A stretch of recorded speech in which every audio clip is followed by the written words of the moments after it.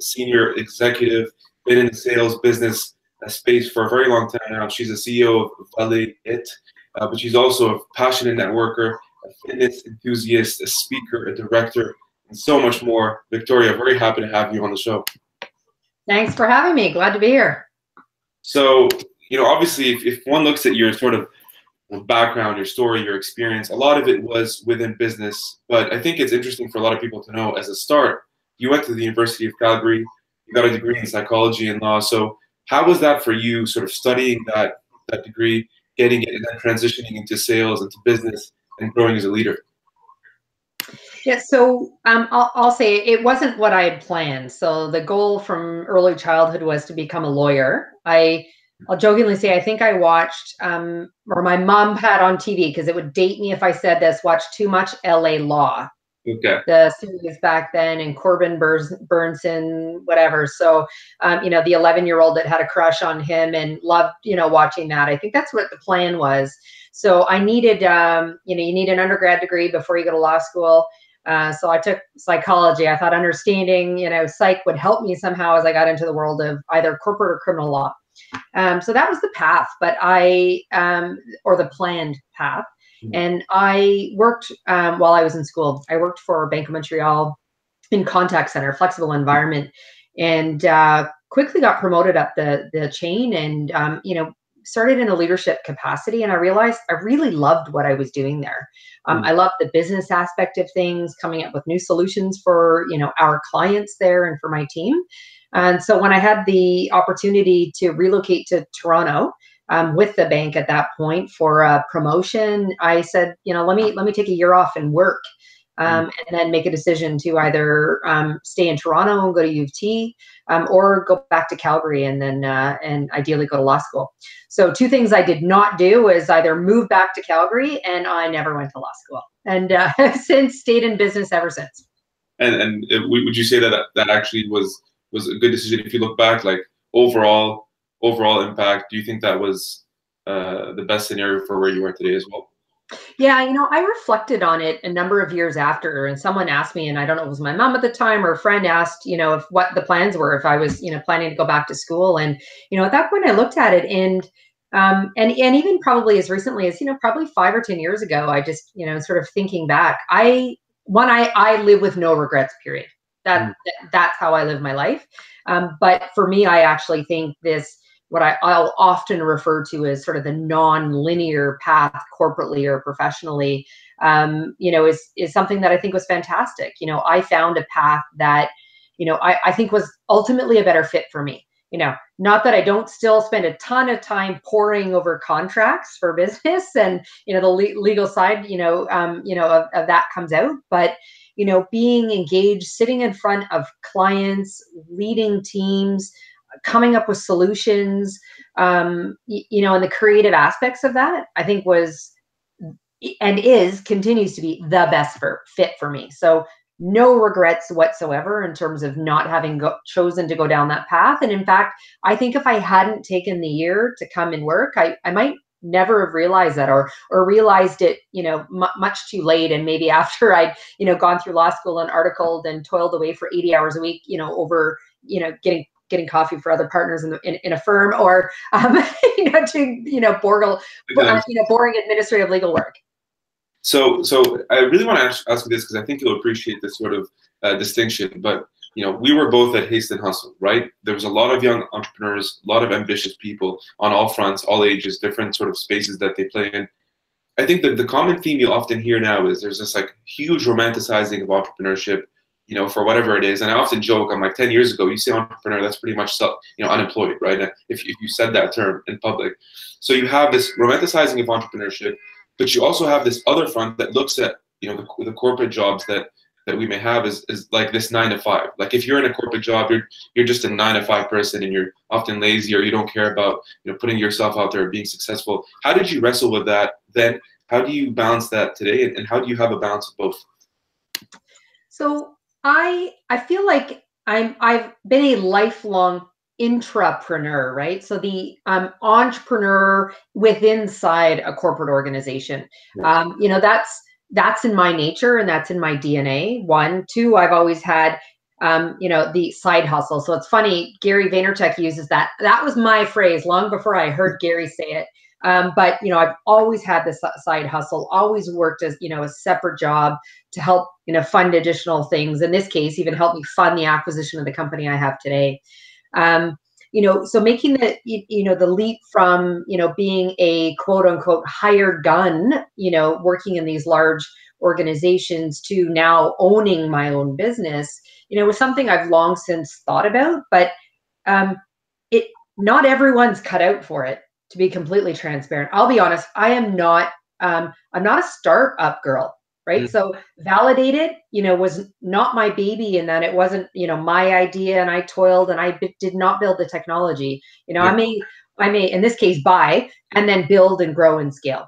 I think for those who, have that phenomenal, idea and are startup people, like, that's excellent, but the one thing I see, and I'm heavily involved in, the startup community now, whether that be through, my company is a graduate of Mars and still receives support through Mars and also the Canadian Tech Accelerator program, but I also support CEO, which are female-led, ventures. And so highly involved in this space. And I see a huge mistake that a lot of these, business innovators and entrepreneurs make, which is thinking, that they have to do it all.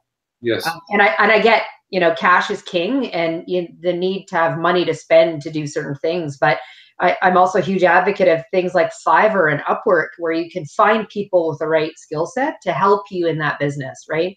So I look at some of the companies that I even partner with now and some of those founders who came up with a phenomenal idea, built a great platform or technology that we might actually integrate with. They're not actually great business leaders. And it's okay as an entrepreneur to recognize and admit that and find that talent through alternative means.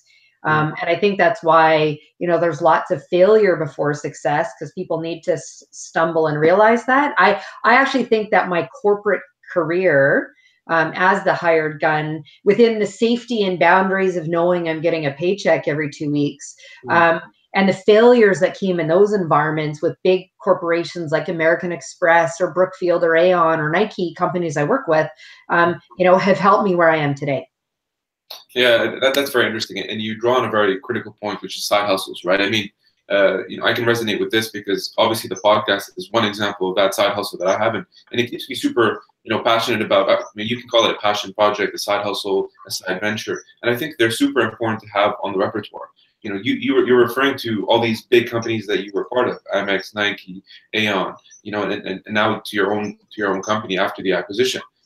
Along the way, when you actually have side hustles, one question I often get is like, it's great. I'd love to have a side hustle, George, but how do I actually balance my time, one, and how do I find, synergies in the things I do that actually lead to the next level that I'm actually trying to reach? Like, how was that for you? What was your mindset then? So I often get asked in a different way, maybe of even phrasing that, of like, how do you fit it all in? How do you manage it all? So unfortunately, I live by this right here and the calendar that sits on it, right? So when I go on vacation, all I want is, typically an all-inclusive, or the only schedule I live by is when the buffet or my restaurant reservation is, period. Otherwise, it's all gets scheduled in. So, I'm a big believer that you make time for the things that you want to make time for. So fitting in the side hustle, it just becomes a part of, how you do your day. So if you're working for, a corporate environment, and even let's say you're, more of an entry-level employee, or you're newer in your career, you have less flexibility than someone like I would have working for one of these organizations. You have to work 9 to 5. The fact is, get really smart around how you work in the 9 to 5. I've long since learned, around the things I'm capable, of delivering, I should be delivering, and how and when to say no to things so that I can, get my quote unquote day job done so that I could leave. I have children. So, there's time for family involved in that. And then spending, time, on the passion projects, on the things, that you love. The side hustle for me should actually be, for the most part, but not always, something that you're passionate about. It's a lot easier to, add an extra 20 or 30 hours to your work week when it's doing something that you really enjoy and you love or you're passionate about. So it's get really smart with how you manage your time, calendar it well. That includes things like networking. So for me, that's non-negotiable. That's actually part of how I work.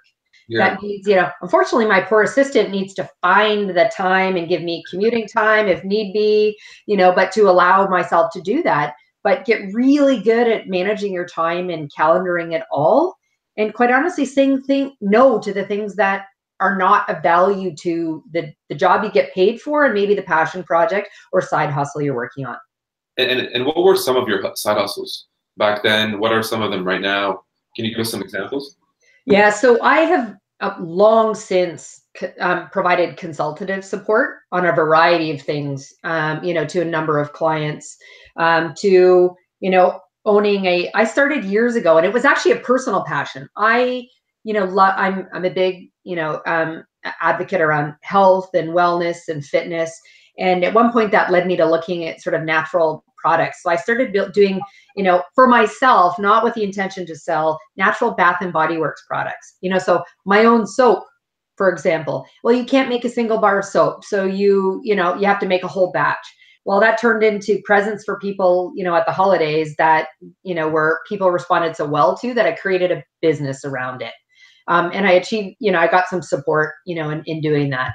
But when that grew so big and I needed to incorporate that company, the, company incorporation where you need to, identify what the business activities are, I put natural Bath and Body Work products, and then 25% of my time being allocated for consulting activities, whatever those are.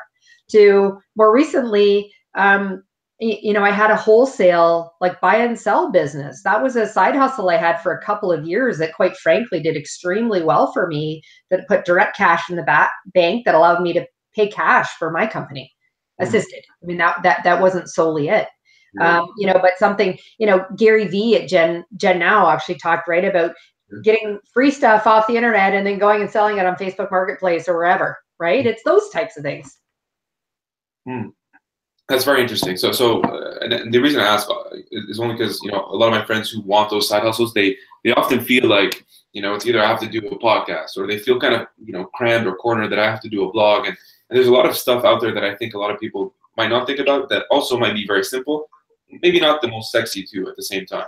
So you did talk a little bit about when you're saying, like, prioritizing, having those side hustles and using your calendar to network. I love networking a lot, and I actually prioritize that, in my week as well. And that's actually why I call my podcast Let's Grab Coffee, because every email I send, be like, Victoria, hope you're having a great week. Let's grab coffee more, reconnect or to catch up, right? So with that premise, how do you go about networking? What are some to-dos, things to watch out for? And how do you actually strategize networking to make it most effective for you and your business? Right.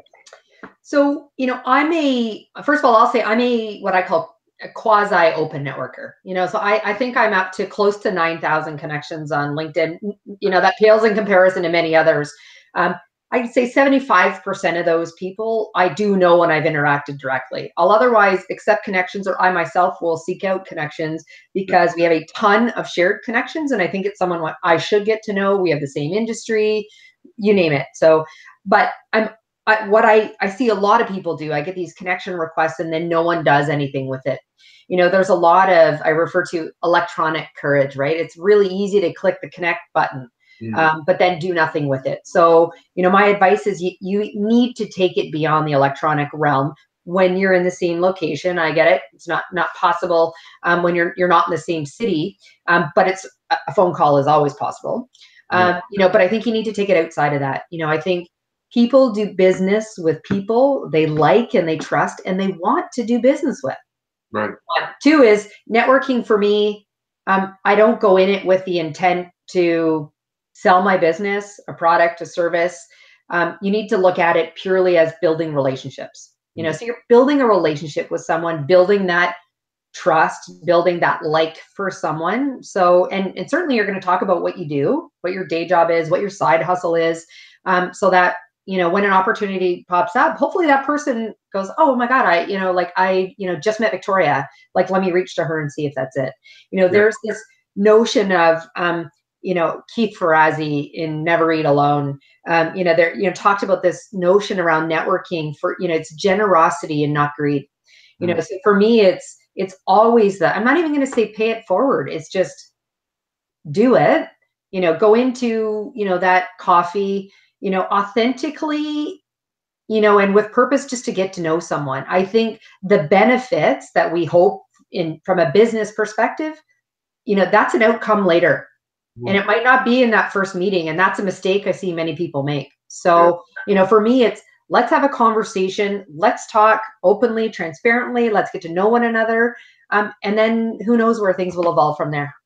Yeah. It's often like, it's not so transactional. I'm trying to be genuine and actually build a friendship. I always use this quote. It's more of a sales one, but it says, "Sale will earn you a commission, and a friendship will earn you a fortune."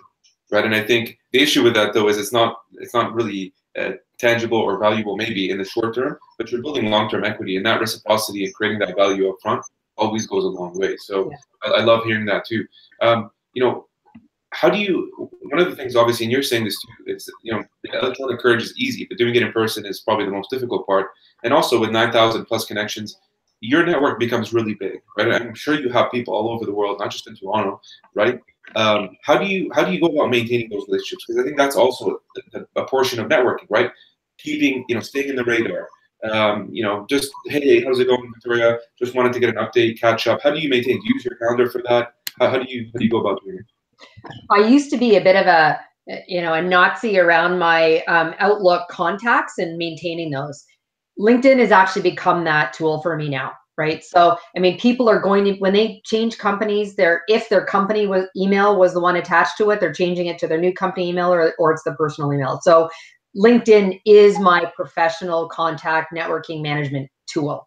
So that's how I know I can always stay connected to someone that way. One, two is, it does a really great job of telling you when it's people's birthdays or anniversaries, which make it a natural way just to drop a quick line to people. Like, hey, so-and-so, hey, it's your birthday. We haven't seen each other for a while. I want to go grab a glass of wine, treat on me, that kind of thing. I also, I think because I do so much and I live by my calendar, it's easy for me to forget things. So in the moment, I send myself an email, so that at the end of my coffee meeting, should it pop up then, I remind myself I need to get in contact with someone, or I just do it right then and there. So it's instantaneous for me. Otherwise, I'm going to forget. So if LinkedIn's not prompting me and I just naturally I'm sitting on the subway and I'm thinking about someone, then, ping them, send a note or a reminder to myself later to do it. Love it. Yeah, those are all great points. Calendar reminders, just alerts, maybe email to yourself, anything, because obviously as these connections grow, you're going to lose track. You also have 100 other things you're doing. It's not just networking, that's on the periphery. So I love that micro advice, Victoria. So thank you for that. We talked a bit about networking, a bit about personal branding, and just getting out there and the whole business side. Your journey has a very cool thing about it in the fact that you even mentioned this. You're an intrapreneur, but you also purchased your business. And you went through an M&A, which is kind of interesting yourself. Like, you actually bought the business, became the CEO. Now you're running it. Can you just walk through that process? How did that happen? How did you go about doing it? Who was the team that helped you sort of execute? I'd love to just dig in a little more on that. Yeah. So I've actually been through, I think it's 16, I was trying to count, but 16 mergers or acquisitions, a joint venture, begin and end, divestitures, through the corporations I worked for. So I've actually had a lot of experience doing it that way. That said, buying my own company, was something I hadn't done before. And it was actually on a much smaller scale than those other 16 that I've done, through other companies. So for me, first of all, I'll tell you, buying ValidateIt, it wasn't a target for me initially in terms of companies I was looking to buy. Going back to, passion projects, side hustle, I was actually looking to buy a company that was aligned somewhere around the personal passions I have over health, wellness, fitness. One, two, I wasn't actually planning on running it as the CEO. For me, I've made many other companies a lot of money. And it was time to do it for myself. So, investing in buying a company was much more about being smart around how I invested my own money and capital and to see it grow and having, more ability to control that. Now, in terms of how I went about it, so actually it was networking, I will tell you, is how it became identified as an opportunity for me. I had engaged a business broker to help me find a company. But I had lunch with a woman whose daughter I coach at hockey. And, we connected in the arena, and we then got connected on LinkedIn, saw we had some shared connections. I'm like, hey, like, why don't we go out sometime? So we went for lunch, and proverbial first question, what do you do, as you're starting to get to know someone? And she said, oh, I have these few businesses, and ValidateIt, was one that she'd had an offer on from a VC to buy previously and hadn't sold it. She said, I'm not sure what I'm going to do with it. Not really into technology. And I just simply said, tell me more. So for me, I also saw an opportunity much more broadly than how she was running the business. Her background was market research, and ValidateIt is a technology company with services. And she focused primarily on market research. For me, it's a data and analytics company, right? We are a technology company that collects data, and then I've got, both tools and people that can do analytics. So I saw an opportunity, even though it wasn't one I thought I was going to be looking at. So then, in terms of how I went about buying it, is I did surround myself, with a team of people smarter around this than I. So I do happen to have some friends that are either in venture capital or private equity, to help me just in terms of shaping the deal and some of the terms I needed to look at. And then I leveraged some of my existing network and people that I've worked with. So I brought in, my now CTO was part of my due diligence team. A man that, used to work for me, but now owns his own company, but really smart in the tech and deal making space. I brought, him in, to help me with this. And then, some finance experts to come in as well. So, to my earlier point of, I think many entrepreneurs think they need to do it themselves, like I've long since learned there are many things I'm quite good and capable at, but I also can recognize those that I'm not. And that I can say, I don't know what I don't know. So I built a great team who quite honestly helped me, work through the due diligence process and ultimately acquisition. That's awesome. And I love the fact that, like, we just talked a lot about networking, right? And what's funny is within that whole story, from the fact that you're coaching someone's daughter, you just went out for a coffee or lunch, and then out of this whole thing, you end up purchasing your business. Then when you go about actually doing it, you then tap into your network again in the investment side. So you never actually know, as you're growing your network. I don't think people will know when you tap into those connections, right? But when the time comes that you need them, it's so much easier for you because you've already done that relationship building. You pick up the phone, you say, hey Sam, hey Samantha, I need your help on this. Done. Versus actually building that up front when you actually need it, and you're more reactive versus proactive. So that's super cool, and kudos to you on actually completing that transaction and now running it. So when you look at yourself as a CEO, first of all, what's your leadership style? How are you building your teams? What are some things you look for when you're building those team members, and maybe when you're hiring someone? Give me just a sort of a case, leadership style, but also in the hiring process. Sure. So, my leadership style, I think if you ask those who, work with me in the past, I'm fortunate to have a fairly strong followership. So people who have come along the journey with me, which is phenomenal. And that's not just because we like one another, but we have trust and confidence and loyalty, with one another. But they will also tell you that I'm tough, but I'm fair. So I set, a high bar, but one with which, I hold myself accountable to as well. Yes. I have this philosophy, that there are no schedules, there are just deliverables. So in fact, I don't actually care where you do the work and when you get it done, provided it gets done with quality and delivering to our end clients or users. It's another big point. I worked for banks, who are evolving in that thinking, but for many of them think you need to be in the office and be seen. Yeah. That's not my style. I love, the phrase, and I've adopted it much more broadly than its original intent, radical candor. So Kim Scott, phrased that, and it's a style of giving feedback directly to your team. I live by that in all facets, not just of my leadership style, but what you get when you work with me is, everyone will always know where they stand. I'm going to give immediate feedback, and or appropriate and timely. Not appropriate as we're sitting in front of it in a meeting with colleagues or clients, but I'm going to give that feedback both, huge kudos and like credit where credit is due. But at the same time, give them some coaching and development in terms of areas that they could improve. And I'm not one who will ever hold one of my team members back just because I need them and they help make me and the organization or the team better. So I will have the development conversations very early on in terms of where do they see their career path going? What are the next steps for them? How do I help them get there? And in some cases that's recognizing that for some individual contributors, their leadership might not be the best path for them, but there's some other things that they could do, again, that sort of non-linear, it doesn't need to be, straight up. And having those types of, conversations, for sure, I'd say around leadership. And then on hiring, quite frankly, not that I don't care if you have an MBA, but I don't care if you have an MBA. So it's, education is not everything for me. I want to see experience, but I also want to see aptitude and attitude. So if someone, can come in with 6 or 7 of the 10 requirements, but I see that they, have a desire to learn. I think that they're going to be a great fit within our team, within our organization, with the client that they might be serving. That goes far for me. I've spent a lot of, certainly the last decade in, or actually probably longer, 15 years or so in client-facing roles commercially. So for me, the ability for the individuals to build relationships immediately and come across with confidence, those are huge points in my book from a hiring perspective.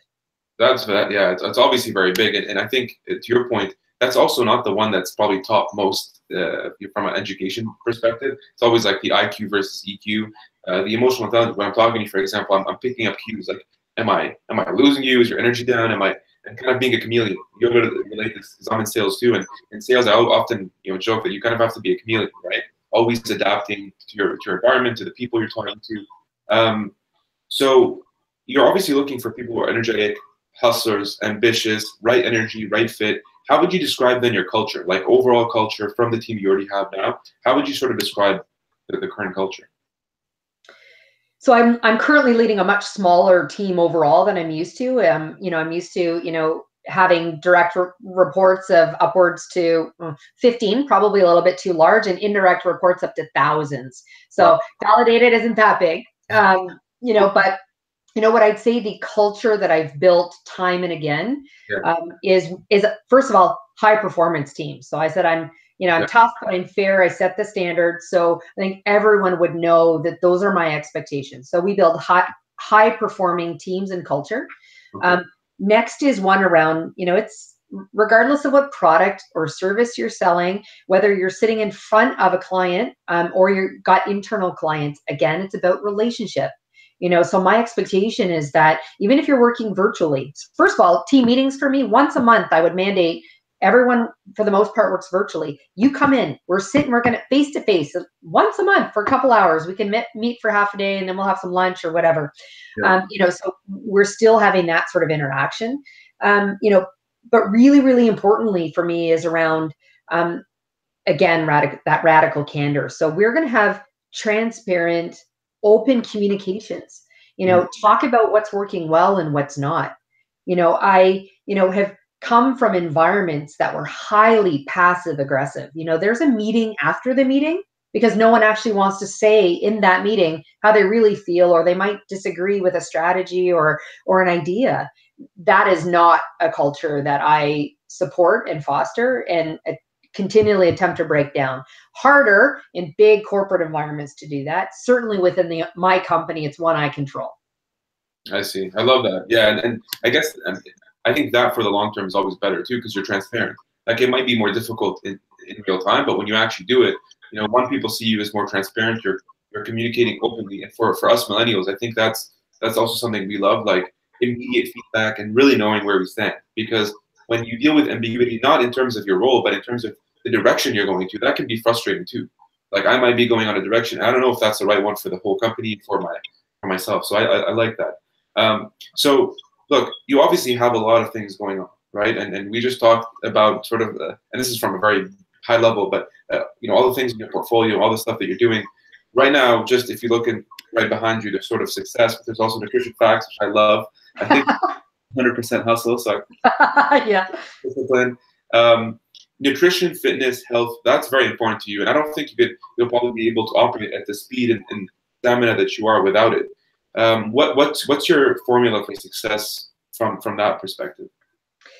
So I think one of the first things many people forego as they get busy is health, wellness, and fitness, right? And I hear a lot of excuses around that. Oh, it's so late and I can't do it. So I long since learned, I happen to be a morning person, but when I need to get up at 4 o'clock because I've got an early flight or whatnot to still make sure that I get to the gym, it hurts. Like, don't get me wrong. But for those who think they're going to try and get out at lunchtime or after work, for sure, things come up. So for me, I stopped making excuses around that, and I've started to say no, right? So, at Aon, global organization, with large teams in Europe and India, and that would mean calls very early hours of the day. Well, I don't like people who talk on the phone at the gym, but there were a couple of times I needed to sort of hang out for a few minutes to do that myself. But otherwise I'd say no. Like, I'm at the gym from 5:30 to 7 or 7:30, and I'm available, all sweaty at 7:30 in the morning to take a call, but that time is sacred for me. Not that I will never say no and I won't be flexible, but I'm generally fairly rigid around that. I've also been quite disciplined. I had to go on a 3-day conference while I was in the middle of like a fast. So to say no to, I love wine. So to have to say no, to wine and some of the food that they, snacks they bring out are tough. But there is some discipline that comes around that. But I think it's really important that we don't sacrifice, on that, being physically well. And if you're a person like me, where fitness happens to be an outlet as well, then once you start compromising that, everything else slips. So I really say people need to make, time for that. And one of the best times to do that is first thing in the morning, because nothing else is going to blow out the rest of your day, and, and push that out otherwise. Yeah, it's very true. Especially if you're in a front office position, like a sales role, you have drinks at night and conferences or events or networking sessions, and you can't always say no to them, right? And so, as you pointed out, it's, my formula has also been kind of like, instead of scheduling a day off, there's always going to be something that happens. And so when it does, it's kind of like a rationalization. I'm like, well, I have an event tonight, so you know what, I'm gonna take off and enjoy that one day. You're a morning person. I love that. Morning person as well, and I think a lot of people find that annoying in some cases if they're not. We're like the 5 a.m. is like, hey, how's it going? It's like just up with energy. What's your morning routine like? What do you typically do? So I get up, unless I have one of these early flights or an early meeting or something. Generally, I wake up at 5 or 5:30, and I head straight to the gym. So I do 75 to 90 minutes at the gym, and then come home, and if I need to, I'll take a call in my, sweaty gear before I go and have a shower, and then really start the day. And then I go, but then, from, generally 8:30 or 9 o'clock onwards, it's back to back. It's truly scheduled, so I schedule my commute time just so no one's within the company is going to, book me for something. And so it's all completely scheduled. I've gotten really smart at understanding though, when I think things are going to go over. So an hour often with some people is not enough. So I always make sure in my calendar it actually shows an hour and a half, so I'm not going over, and I can manage it. Then for me, I often go till probably 6:30, or last night it happened to be 7 o'clock. My kids happen to be teenagers, so they don't need me around. They need me in a very different way than a 5 or 6-year-old would need me. I certainly don't need to be there to make their dinner anymore. So, I then, try and take a couple of hours I am often at events or networking, but those that I'm not, it's a literal, not proverbial Netflix and chill. So, literal, it's either CNN or Netflix, but, Netflix, watch a movie with my husband, and then lights off. This is the sad thing though, is lights off or 9 or 9:30. And start it all over again. That's hilarious. Everyone's sort of pervy to the Netflix thing. And what's your current show right now? Like, is there a specific show that you're watching?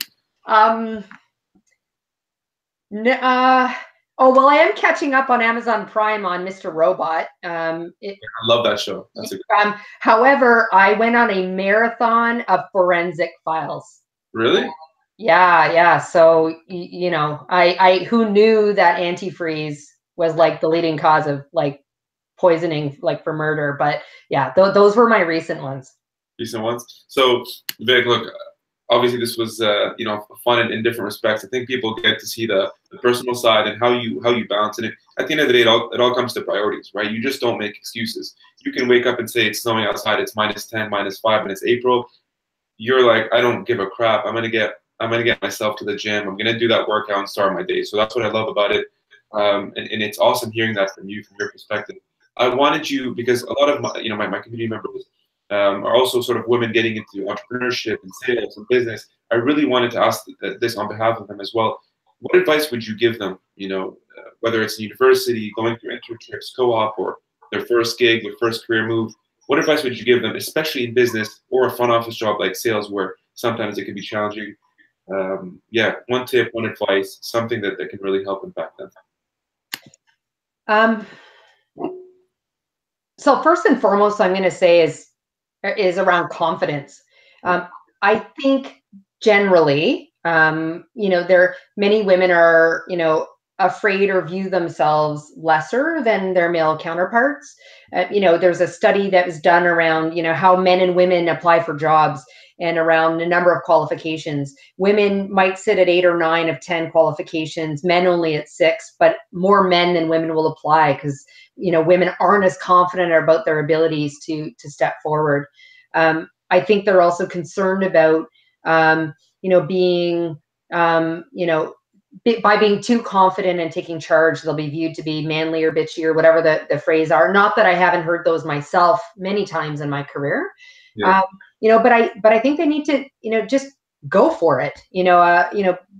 Big, belief of mine is that, if and this is for men or women, but if you don't ask for it, you're not going to get it. Right. So you need to just be highly confident and comfortable in who you are and the skills that you bring, and the diversity that brings to the team. I mean, I never want to be hired for a role because I fill a quota. Yeah. I want to be there because I've earned it and I deserve to be sitting at the table. And I think that's how, women need to view it and be incredibly comfortable and demand it. Mm. And I will say on the leadership side though, so I will always hire for talent, skill, fit. I will never hire to fill a quota. That said, where I think organizations fall down is presenting an equal slate of candidates and in diversity, I'm not just talking gender. I'm talking much more broadly around diversity. So I hold, the talent acquisition and recruitment teams accountable to bring leaders an equal slate of candidates to then give leaders the opportunity to choose the best candidate.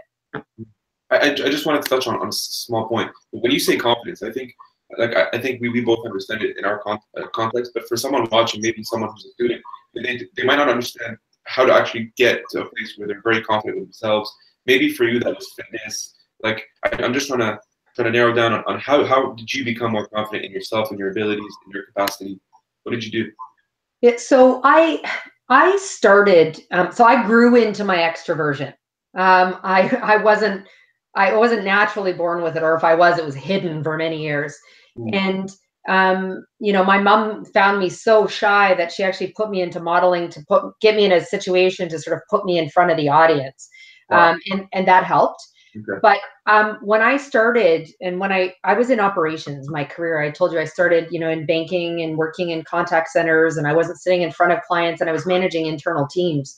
When I made the leap into, having ownership for commercial teams, client management, and sales, that required, me to get comfortable quickly, with having conversations with, strangers, and in a way that felt contrived.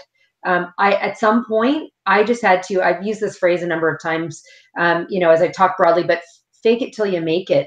So I had to get comfortable with the discomfort, right? So putting myself into a networking event where I know I had to go and talk, there's 100 people in the room and I'm here to, you know, build the brand of the organization I was working for, hopefully identify new prospects.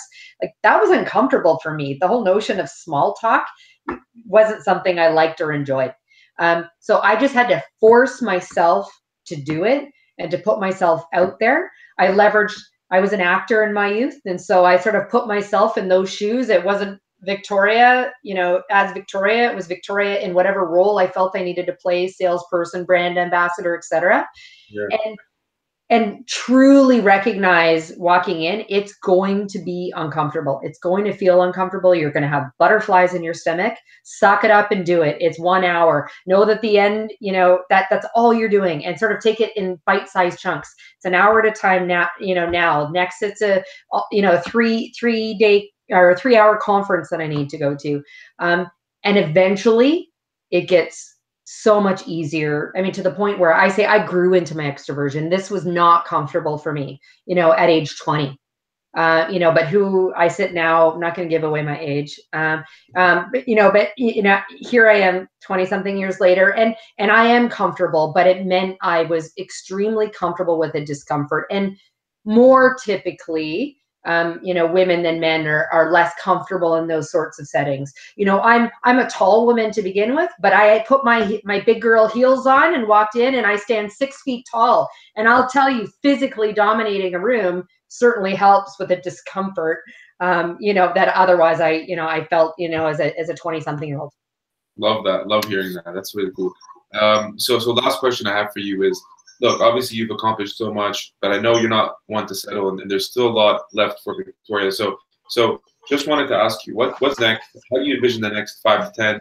And is there still something that's lingering that you really want to do?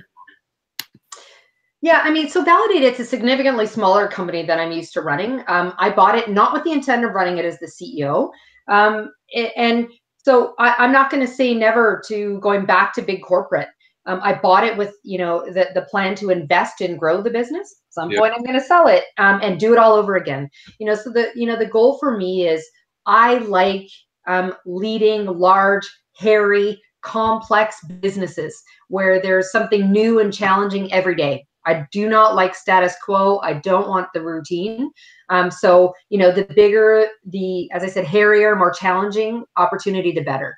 You know, so whether that means I go back to big corporate and running a business unit or division for them, maybe. But I am committed to, you know, continuing to grow and expand the entrepreneurial side of me through other businesses, you know, that I own. I'm currently now part of, you know, the board for a new tech startup, and looking at more actively getting involved in that. You know, I'm not the type of person who, you know, lets grass grow. I mean, I don't see myself, you know, retiring. I'm still way too young to do that, but I don't even, you know, see myself doing that. I'll be in a very different setting, continuing to do passion projects. You know, but for the next 20 years, it's, you know, leading, you know, really big organizations where I'm having a ton of fun. My brain hurts every day because I'm challenged thinking through, you know, new ideas, while still continuing to invest and own, you know, ideally multiple businesses. Sweet. Well, I'm definitely looking forward to sticking around to your journey and seeing what's next. I know a lot of people, you know, are going to get a lot of value and lessons from your experience, your background today. So thank you very much for doing this, Victoria. I really appreciate having you on the show and having your time. Thanks for having me. All right, guys. Episode 21. See you later.